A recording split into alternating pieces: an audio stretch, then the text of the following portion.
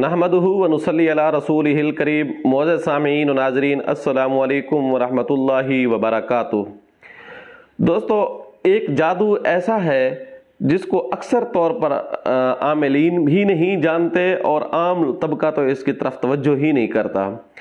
दर हकीकत ये होता है एक ऐसा जादू है जो इंसान को ऐसा ऐसा नाकारा बना बना के इंसान को एक चार दीवारी के अंदर, एक कमरे के अंदर तक बंद कर देता है।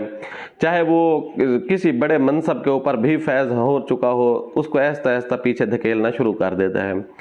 फिर उसका नतीजा ये निकलता है कि लोग उससे बदज़न होना शुरू हो जाते हैं, हत्ता कि उसका अपना घर भी, उसके अपनी कैबिनेट, उसके अपने दोस्त, उसके मुआशरे के लोग, बिरादरी ख़ानदान के लोग भी उससे जो है मुतनफ़िर होना शुरू हो जाते हैं। ये जादू कौन सा है? ये जादू है, इसको आमिलीन की इस्तिलाह में सहरे खमोल बोलते हैं, यानी सुस्ती का जादू, काहली का जादू, इंसान को सुस्त कर देना। तो ये होता जादू कैसे है? जब इंसान कोई तरक्की के मनाजिल की तरफ जा रहा होता है, तरक्की करने की कोशिश में होता है, उसका कोई दिमाग के अंदर एक ख्याल होता है कि मैंने ये चीज़ हासिल करनी है और उसके लिए वो स्ट्रगल करना शुरू कर रहा होता है या करने की तैयारी कर रहा होता है, तो कुछ हासिदीन उनके ऊपर जादू करवा देते हैं। तजर्बे में आया है, ये बाज़ दफ़ा नज़र बद की वजह से भी ये चीज़ आ जाती है, लेकिन वो बहुत कम है वो केस, लेकिन तवीज़ात के ज़रिए ये चीज़ ज़्यादा है।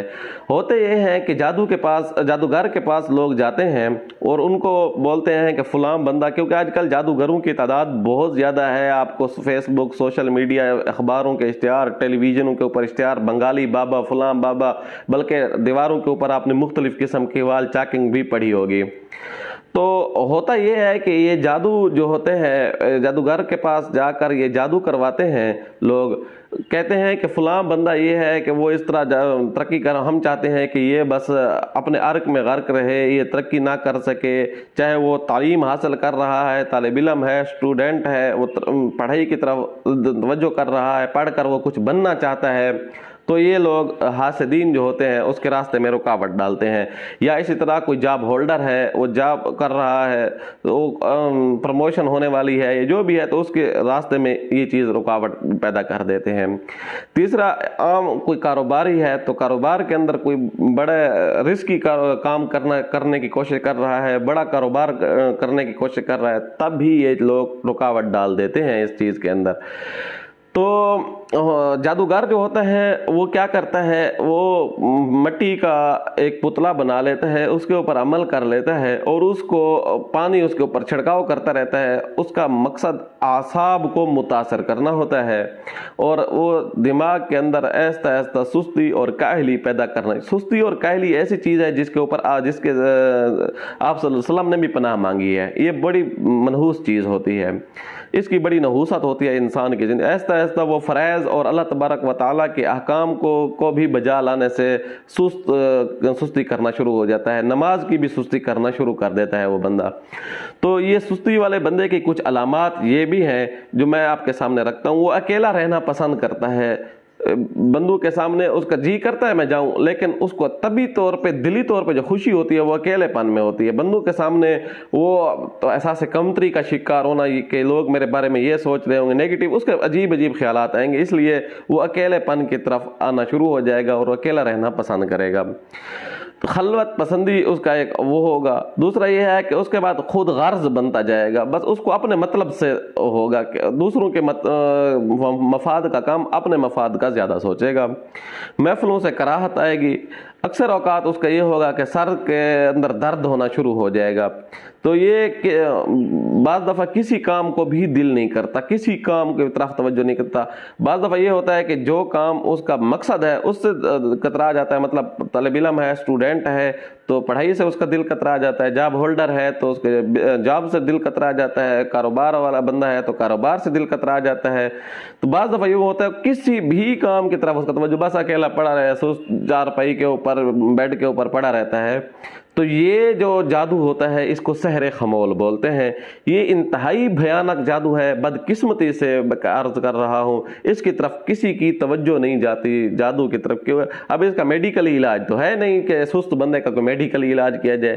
اب اس کا علاج روحانی ہی ہوگا اور روحانی علاج سے ہی اس کو فائدہ ہوگا.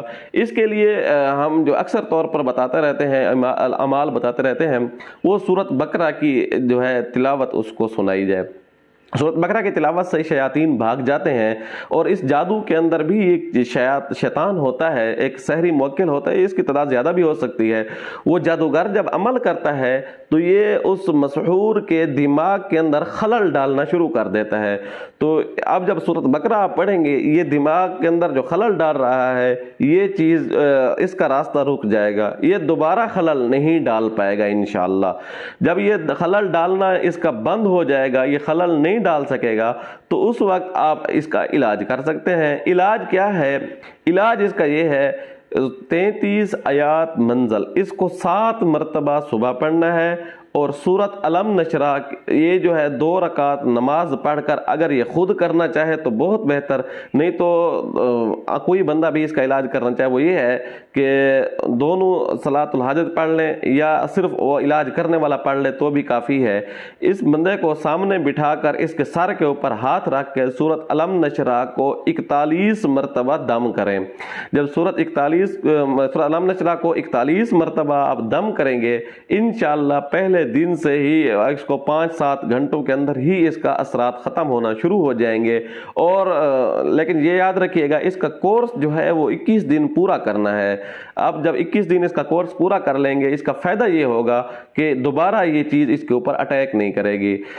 لیکن یاد رکھنے کی بات یہ بھی ہے کہ آپ کو دوسرے تیسرے دن چوتھے دن مکمل شفا یابی بھی ہو سکتی ہے, مکمل آرام بھی آ سکتا ہے, سحر یہ ٹوٹ سکتا ہے, دماغ کے اندر بدن کے اندر جسم کے اندر طاقت اور قوت اور چستی پیدا ہو سکتی ہے. لیکن اس کا مطلب ہرگز یہ نہیں ہے کہ وہ جادو ٹوٹ چکا ہے, آپ بالکل شفا یاب ہو چکے ہیں. یہ بات آپ دماغ سے نکال لیں کیونکہ اس کا 21 دن کا کورس ہے.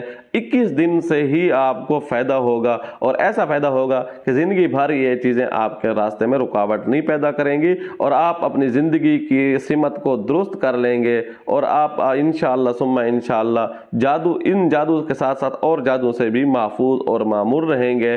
یہاں ایک بات اور بھی یاد رکھیں, جتنا آپ باوضو رہیں گے یہ چیز اتنا آپ سے دور ہوتی جائے گی, آپ انشاءاللہ جادو سے محفوظ اور معمور رہیں گے. امید ہے آپ کو یہ ویڈیو اچھی لگی ہوگی. آنے والی ویڈیو تک کے لیے اجازت دیجیے گا. اللہ حافظ.